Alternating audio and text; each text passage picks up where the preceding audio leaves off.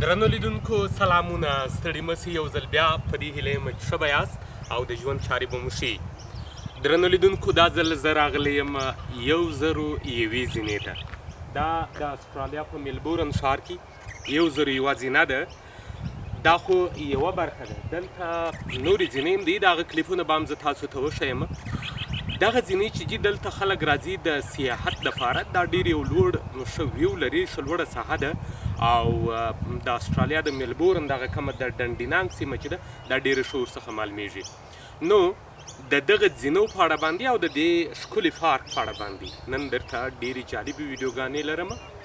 هیله ده چې دا ویډیو را سره وګورئ او دا سیمه را سره وګورئ. که مو چیرې خوښه سوه او تاسو په ملبورن کې واست نو حتما ورته راسئ.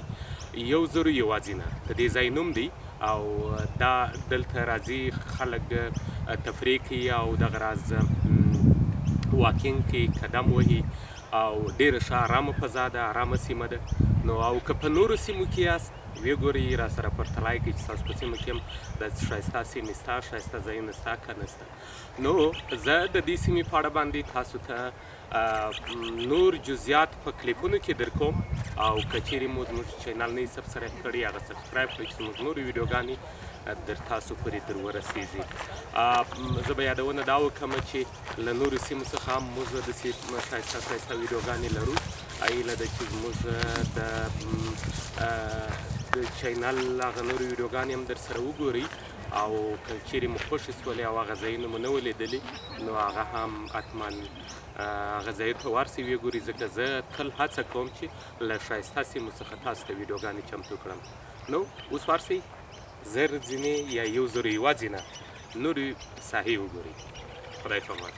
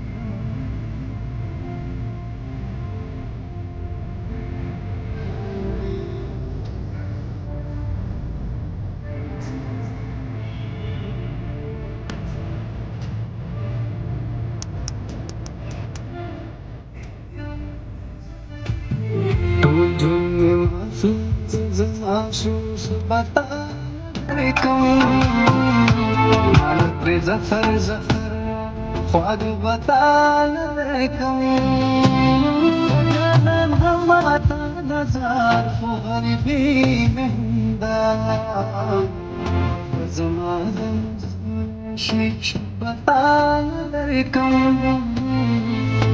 زمان شيش